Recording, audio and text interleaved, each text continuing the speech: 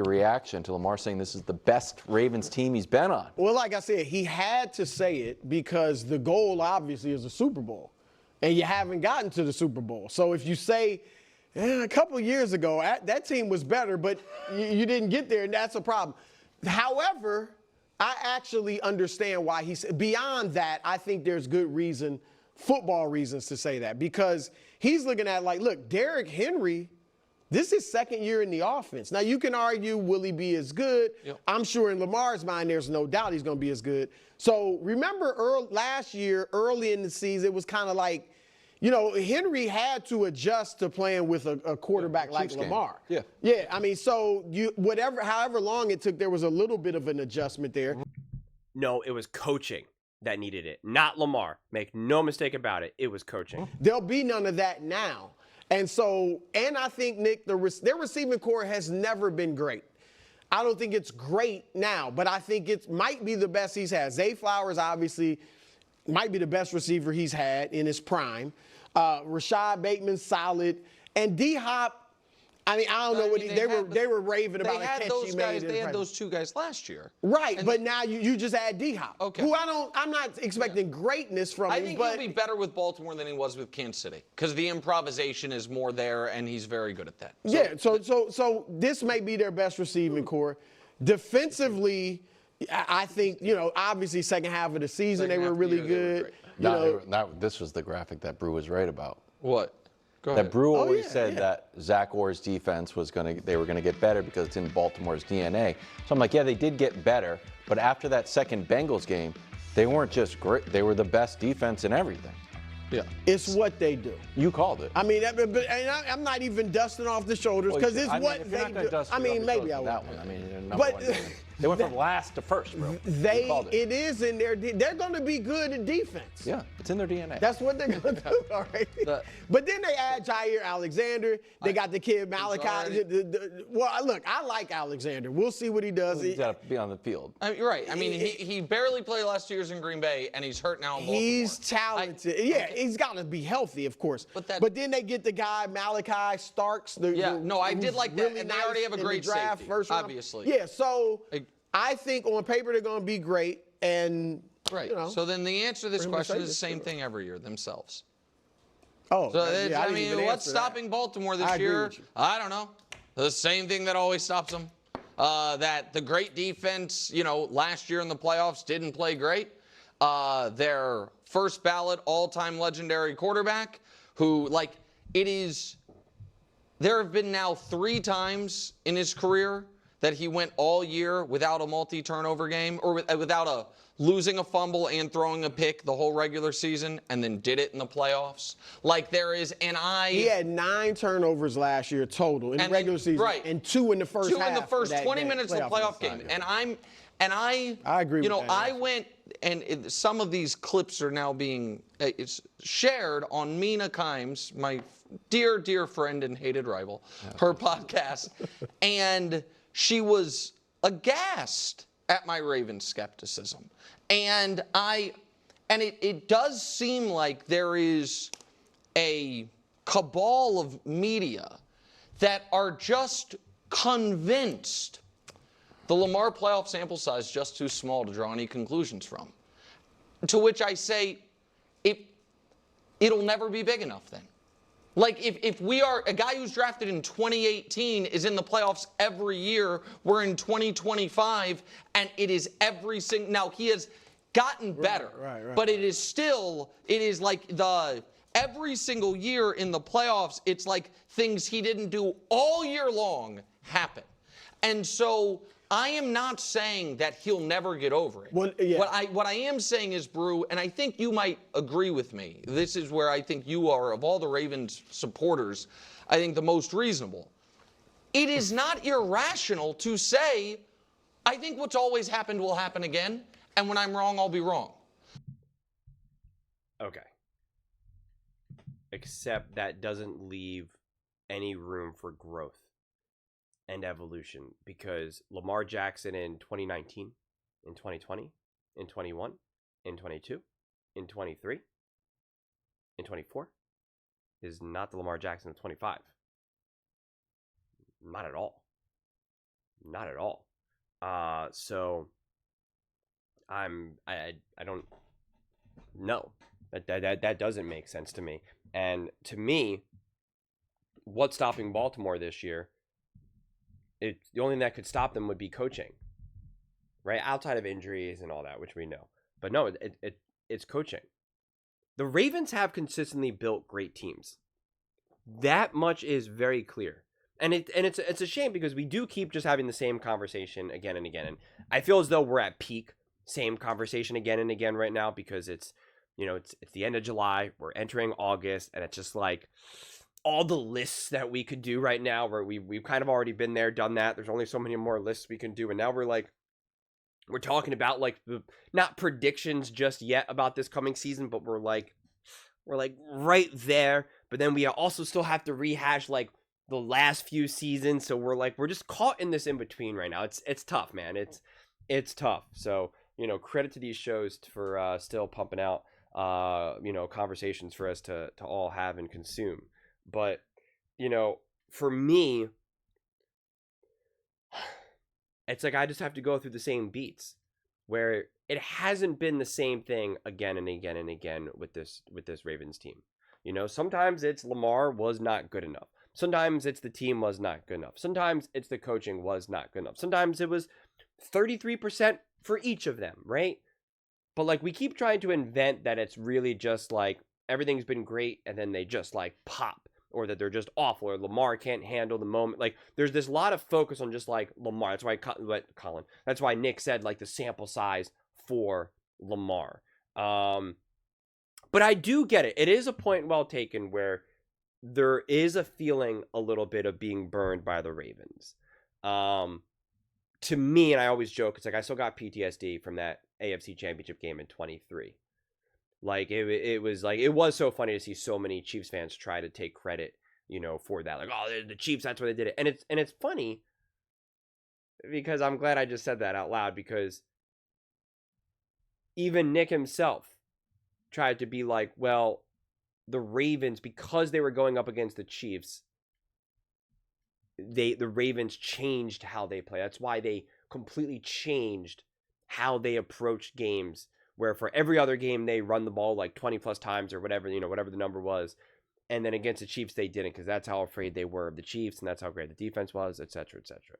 But now fast forward to now, we're having the conversation of just like, they're just not good enough, or they just, they're great in the regular season, they're not good in the playoffs. And it's like, well, which is it then? Like what's actually causing this?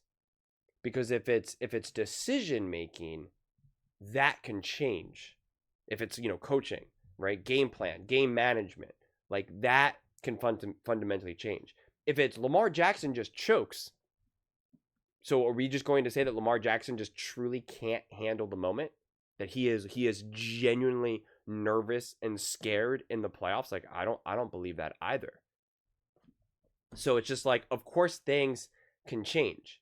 The coaching staff has changed over the years, of course. Obviously Harbaugh being the constant, but yeah, I mean, I will believe in the Ravens so much more firmly. Nothing to do with numbers, nothing to do with rankings and they have the second best offense in the NFL and the number one defense and Lamar Jackson's leading the MVP race. Like, I don't care about any of that this coming season. I care about none of that. Don't care how good, all within reason, obviously. Like, Derrick Henry can't be, like, really struggling. It's like, oh, man, this guy fell off a cliff right now or whatever. Like, outside of, like, those extremes. But it's like, I don't care if Derrick Henry's leading the NFL with most touchdowns or yards per attempt. Like, don't care about any of that. Truly. It's like, does this team feel buttoned up? Do they feel organized? I need to watch the games and feel like that is a well-coached team. I mean, we see this consistently. I don't know how many times I have to repeat this, but I guess I'll just have to keep repeating it. We consistently see the great teams. Yes, they often have great players. Pretty much all the time.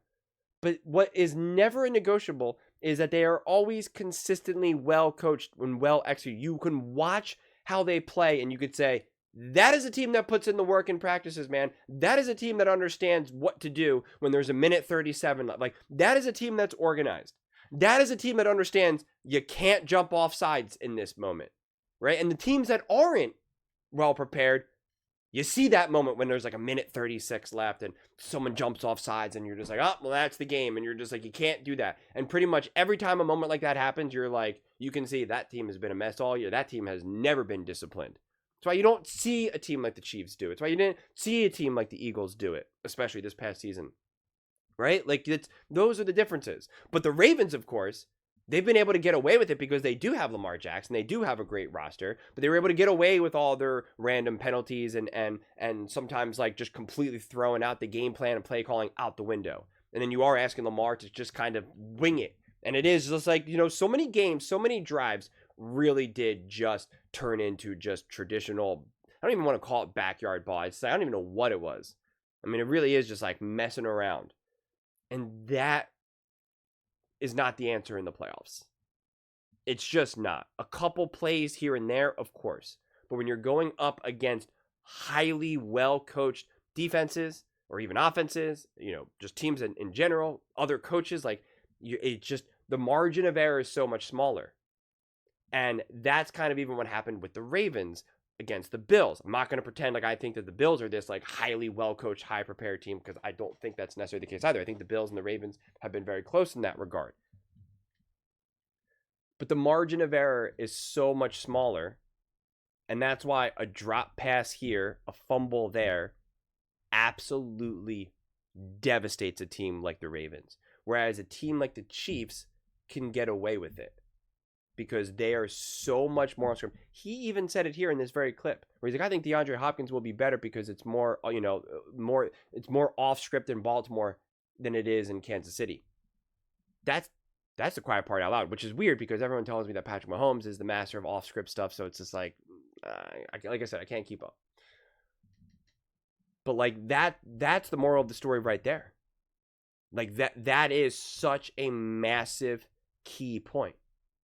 And your margin of error shrinks when you're not building off of discipline and your game plan.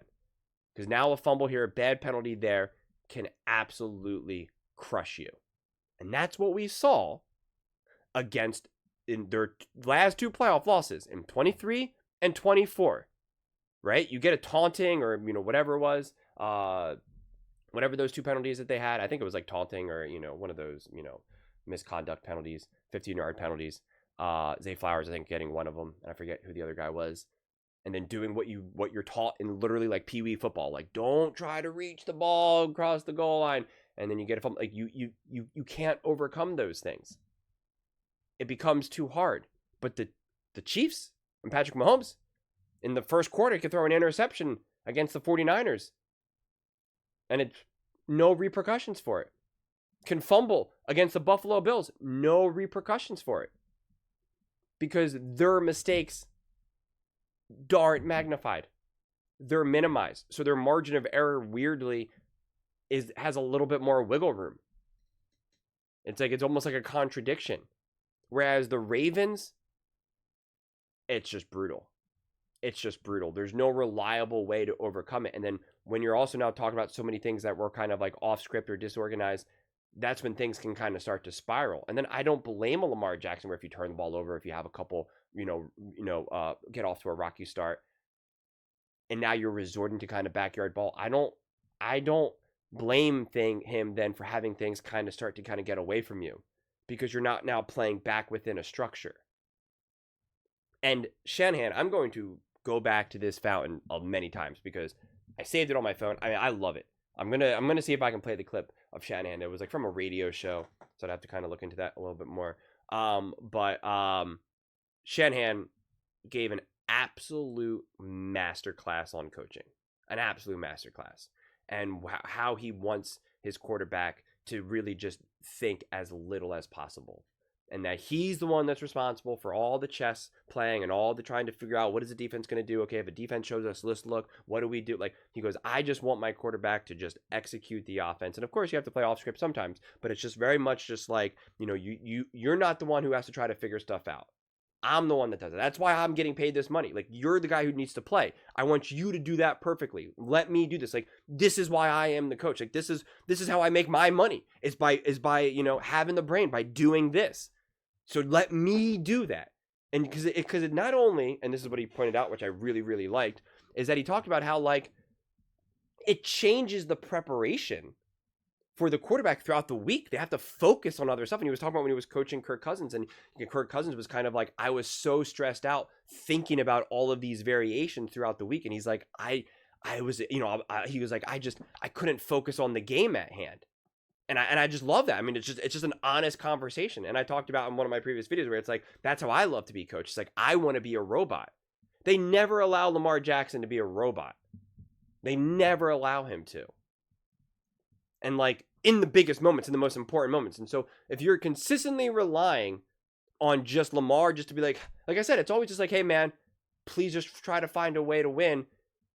Yeah, if things aren't going perfectly and you do turn the ball over, you have an interception, a drop pass, it's so brutally difficult to overcome. So brutally difficult.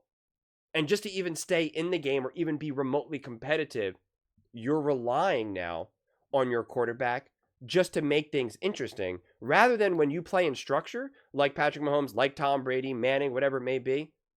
Now those quarterbacks have that foundation of structure that when they get to play outside of that, it's to win the game rather than just to be in the game. That's the difference. That's the difference. So no, I don't think it's fair just to 100% put this all on Lamar. And that's why I always emphasize Lamar is obviously part of the blame too. But we go too far with a lot of that blame. We just do. And that is why my core opinion for the Ravens coming up short year after year is coaching.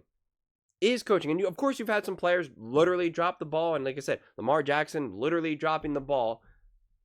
But I can't help but believe that if the coaching was higher level and everybody was just playing more organized, more on time, stop with the penalties, stop putting yourself on the back foot. Like, get this team, get Lamar Jackson. It's a big playoff game on the road, cold, kind of snowy. Get this guy some layups.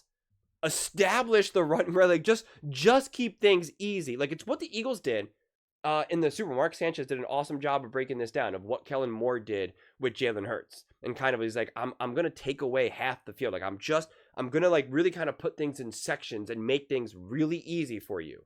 And again, people, for some reason, like I hate this is the thing, but it's like people take it as like, when you're saying I'm making things easy for you, or I'm taking away some of this to simplify that, people think that it means like you're dumb or you're not smart or you're not good enough. And it's just like, that is what coaches do. Their job is to simplify everything and make everything as easy as possible for you so you can just wheel and deal. And that's not how I ever really feel that these offenses are run. Like, on one side, they give him Derrick Henry, which is a monster and a beast. And it's like, that does make things easier without a shadow of a doubt. But, like, you're going to need a little bit more of that, especially in the playoffs. Or, like, okay, well, then do that. And that was like, this will be the last thing I say. It's like, in a lot of ways, I would have preferred to see the Baltimore Ravens copy and paste their identical game plan against the Steelers to the Bills. I would have felt better about that than whatever I saw against the Bills. And again, same game plan could have been used against the Kansas City Chiefs. Obviously, it was a different run game. You didn't have Derrick Henry, so I get that. But like, still would have loved to see something than whatever I saw. And so when you combine that with some drops and some turnovers, it just spirals. It just unravels, and everything just kind of becomes a mess. And then it's kind of like, well, who do we blame? You can't blame Lamar. You can't blame this. Can't blame that. And it's like, I don't know, man. Just be better. So, yeah, we could say, listen, why will anything change in 2025? Maybe it's optimism. Maybe it's just kind of like, how can this keep going? Because the problems that I see, to me, seem solvable. They don't seem inherent, right? But I don't know. And this will definitely be the last thing I say here, is that I have the same take with the Bills and the Ravens. If it's the same story, just different year, I'm just firing something's got to give. I'm just firing it. I believe in these quarterbacks, but it's just like, I'm just getting rid of everyone. I'm getting rid of everyone. Fire the coaching staff. Because what are we going to do? We're just going to keep going in circles? Something's got to change. Something's got to, do something. So, when I look at a team like the Ravens, the only team that it would be okay for them to lose to this year in the playoffs would be the Philadelphia Eagles. It would not be okay for them to lose to any other NFC team, because you could say, oh, the Eagles, they've been great. They went back to back. But you could just be like, that's really bad luck and timing. that the Eagles built this awesome team. I think that's totally fair. It would not be okay for them to lose to the Chiefs. It would not be okay for them to lose to the Bills. It would not be okay for them to lose the Bengals. Like, it's just because it's just like now the Bengals leapfrogged you. They've been such a mess. Their defense has been a mess. They're paying for all their receivers, all this. And, you know, Joe Burrow, you keep saying Joe Burrow is not as good as you. And now they beat you in the playoffs. The Bills, you know, what have they done? What amazing dominant teams have they been built? Like, not necessarily either. Josh Allen's great, but like Sean McDermott's going to beat you now. Like, you know, Joe Brady, like, huh? So it's like, that's not okay. Just like how it wasn't okay last year. And the Chiefs are now going to be able to go through multiple different teams from 2018 onward. They're going to be able to have a different collection of receivers and a different collection of defensive players and all this type of stuff. And then they're still going to find a way to beat you year after year. It's like, that's not okay. Like, something's got to give. Something's got to give. And don't even mention any of these other teams like the Chargers or the Broncos, right? It's like these teams would fundamentally be leapfrogging you. So, like, none of it would be okay. And it wouldn't be okay if it was the Commanders or the Rams or the 49ers. Like, that would not be okay. The Eagles, you could say, all right, that was the Eagles. But if Jaden Daniels now, you see Jaden Daniels in the Super Bowl and he beat you, it's just like, I wouldn't even know what to say. I really wouldn't. So, yeah. It's tough, man. It's tough when you're as great as someone like Lamar Jackson. And, quite frankly, when you've built teams as great as the Ravens have been. And you're getting big time wins, like blowing out the Bills, blowing out the 49ers, right? Like you're getting big competitive wins. You played the Eagles, one of the better games that the Eagles had to deal with was against the Ravens. And yet, like, you still struggle. You couldn't beat the Bills in the playoffs. You couldn't beat the Chiefs. I know it was week 1, but you couldn't do it. And even against a team like the Bengals, who were obviously a mess defense, like, and so I get their offense was pretty good, but it was like you showed no signs of stopping Joe Burrow in that offense, like, at all. I mean, that's why those scores were wild and those games were wildly exciting. But it was just like, really, like you couldn't make Joe Burrow uncomfortable, like in a way that the Philadelphia Eagles defense was able to do, or like, you know, you couldn't slow things down. And that ridiculously key moment with the Kansas City Chiefs when they got after Josh Allen and made him just throw up a prayer. There was no moment like that in the playoffs against the Buffalo Bills. There was no moment in a gotta have it moment that your defense could have stepped up. There was never that key turnover, that key moment where you're like, yes. Why? Why is that never the case? You answer me. You tell me. But those are just my thoughts. I'd absolutely love to hear yours. What do you guys all think about the Baltimore Ravens? What's stopping Baltimore this year? It's actually kind of interesting. That question is kind of like, what's stopping them? You know, like when we always see on those memes where it's like, who's stopping this starting five or this duo or whatever, you know, we always see for basketball and football. But it's like this question can also be answered both ways, where it's like, what's stopping Baltimore this year? Like, we know they're not going to win, so what's it going to be? The sad truth. But those are just my thoughts. Let me know in the comments below. I read every single comment, so whether you agree with me or disagree with me, either way, let's get in some discussions, let's get in some fights, but ultimately, let's just have some fun. And please do consider subscribing. We're building an amazing community here, and absolutely love to see you part of it. I want to build something that we all generally feel connected to, something that we're really excited to be part of. I think we're on our way to doing it. Please don't forget to give this video a thumbs up, as it really does help with the visibility and the algorithm. Thank you so much. See you next time.